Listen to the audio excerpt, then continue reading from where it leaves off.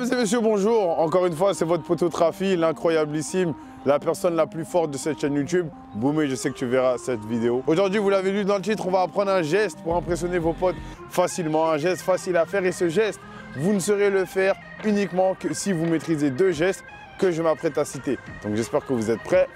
Let's go!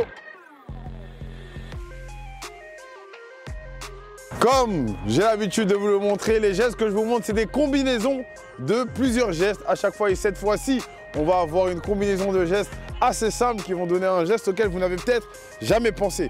Geste numéro 1, tour du monde, simple.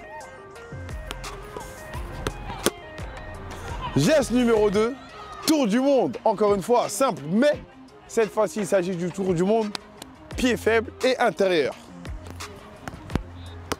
Vous l'avez senti que c'était le pied faible là. Et le truc, c'est qu'on va mélanger ces deux gestes pour en donner qu'un seul, qui est celui-ci.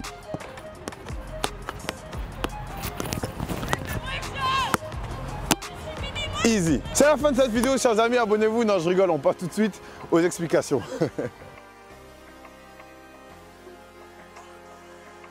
Pour savoir faire ce geste, mesdames et messieurs, première étape très importante, c'est de réussir à pouvoir faire le tour du monde et de reposer directement son pied par terre, d'accord? Donc étape numéro 1, hop, d'accord? C'est-à-dire de lever la balle suffisamment haute, de reposer le pied au sol et de rattraper le ballon. Ça, c'est obligatoire de savoir faire ça pour l'étape numéro 1. Je recommence, paf! Ouais, c'est ce que j'appelle le demi-tour du monde. On l'a déjà vu dans plein de gestes précédemment. Il faut être capable de faire le demi-tour du monde si on veut être capable de faire le geste final en entier. Je recommence, hop, simple. Il faut être capable de faire ça. Si vous n'y arrivez pas, vous ne pourrez pas faire le geste en entier parce que ce demi-tour du monde, il est très déterminant pour pouvoir réussir le geste en entier. Ça marche, on passe tout de suite à l'étape numéro 2.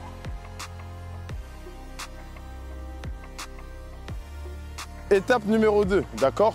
Le truc, c'est que quand vous faites le demi-tour du monde, il faut réussir à lever la balle suffisamment haute parce que vous allez prendre appui avec la jambe gauche pour pouvoir réussir le geste en entier. Il faut que ça fasse ça, bam!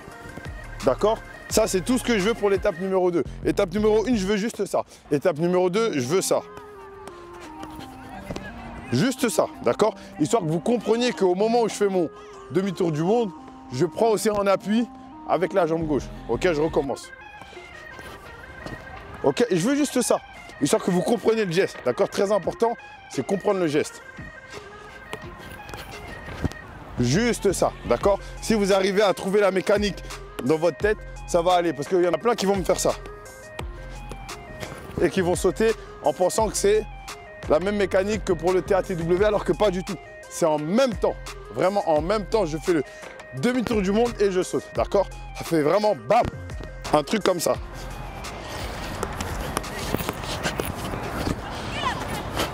Tout simplement. Maintenant, on passe à l'étape numéro 3.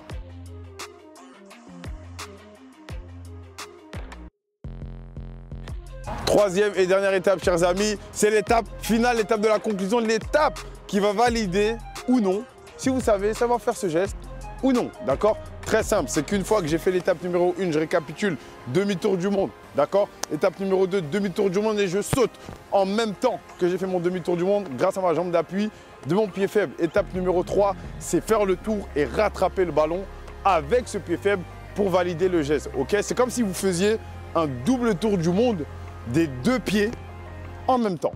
C'est ça le geste. Je ne connais pas le nom. D'ailleurs, si vous avez des idées de nom, dites-les moi en commentaire parce que je ne connais pas le nom. Ou s'il y a des freestylers qui connaissent le nom de base de ce geste, dites-le moi en commentaire parce que je ne connais pas le nom. Ça marche? Étape numéro 3.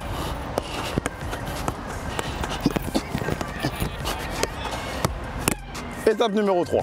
Donc encore une fois, je récapitule. Étape numéro 1, je fais bien le demi-tour du monde. Étape numéro 2, je fais le demi-tour du monde en même temps, je saute. Étape numéro 3, pam, pam, pam, je rattrape le ballon avec mon pied faible.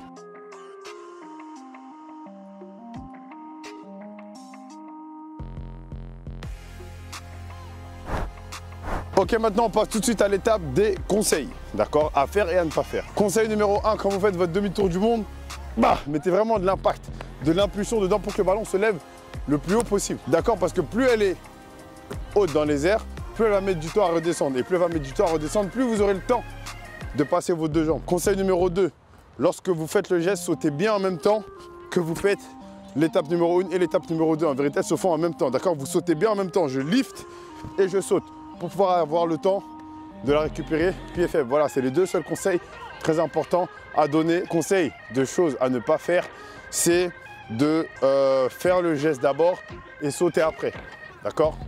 À ne pas faire, sinon vous allez juste faire un autre geste ou foirer le geste, d'accord?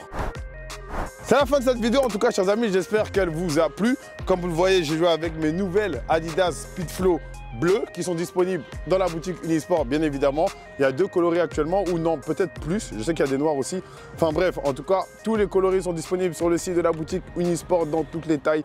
Abonnez-vous à cette chaîne, likez cette vidéo pour être sûr de ne rater aucune vidéo. Et je vous dis à la semaine prochaine pour une nouvelle vidéo. Bye!